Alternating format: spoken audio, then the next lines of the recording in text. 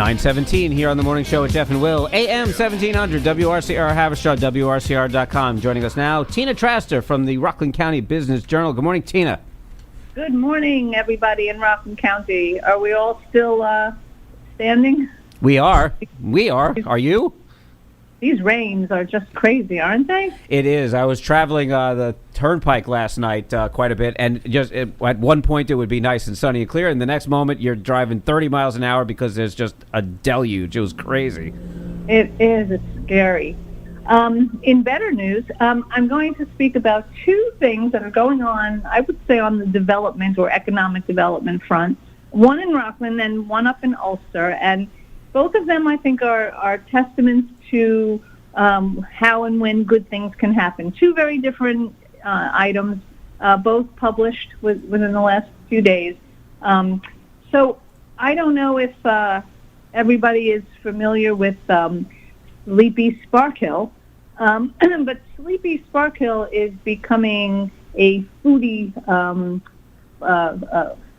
foothold, and this is very interesting. If you didn't have a GPS and you were sort of dropped into the little square in Sparkill, you may think that you were dropped into a little bit of Europe. It has a real nostalgic, old buildings kind of feeling with a square. But what's going on in buildings all around that square, that in sort of a jumble of historic buildings, is a kind of like a mini food revolution, which is making, it's always about momentum. And, the hamlet was not a stranger to some good food restaurants that started about a decade ago. Sort of they came, some went. But now it seems that there is, as I said, momentum that is growing in that hamlet. And just this past weekend, I'm going to go out on a limb and say that Rockland County got its first speakeasy, using air quotes there, because obviously we know that there's no prohibition on alcohol at the moment in our country.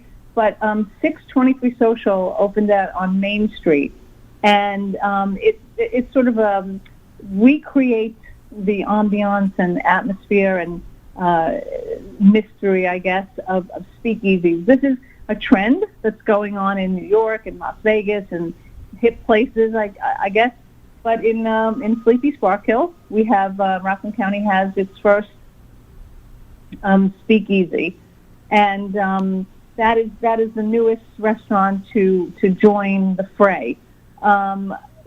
Recently, the Chopped champion chef Chris Holland opened Cantina. In May, a new Italian place arrived called Lonnie's Cucina, and Roost, of course, is I think of it as the anchor, not only as high-end, sophisticated food, but also those folks bought the Union Arts Center, which sadly, and kind of ties into what we always talk about here. The center itself, which was promoting the arts, music, and the visual arts, was not sustainable on its own, and that's unfortunate. But Roost took over that beautiful building, which actually was once a firehouse, and have turned it into, as I said, a very sophisticated restaurant, but still doing some of the art programming that used to be there. And there's more to come. A cafe also opened up next to that restaurant, next to Roost, and that's been. She opened up a cafe during COVID, and I think not only managed to survive that, but also breathe some life into that little hamlet. With outdoor seating, so which is and takeaway, which is exactly what was needed in the COVID era. And now that cafe is expanding with a second building on Main Street, where they have purchased yet another space and a Noble Cafe. Sorry, I forgot to mention Noble Cafe. And now they're going to be opening up it's going to be called the Noble Essence Market, with teas and coffees and honeys and all things related to teas and spices. So it's very interesting, I think, to see a little corner of Rockland experience some sort of a renaissance. It's one source in the story said that it's a spillover from Piermont. I don't know if it's a spillover or if it's something that has organically grown by itself because of, I think what it is, and this is the lesson here, is that, all over Rockland County, in small hamlets and even in villages, what often drives these kind of renaissance are infrastructure, meaning the sort of collection of buildings that makes a place a magnet, that makes a place attractive to come to. And I can think of all sorts of examples throughout the county where we have these very tempting, desirable, small, little squares or locations that could be very tempting gathering spots. But what's happening in Sparkill and what the lesson is here is it's about the critical mass. At this point now, I would expect to see more buildings bought up, more buildings turn into restaurants or places to eat and drink and gather, and that is a healthy economic driver, and that keeps the money in the county, and that spurs more economic activity. So check out Sparkill if you haven't been around there. I can vouch for Roost. That's an excellent place to go. I've been there a couple of times. Yeah, it's wonderful. Have you been there for lunch or dinner? Dinner. Yep, couple times. Yeah, it's they've done a really special job with that building. Yep.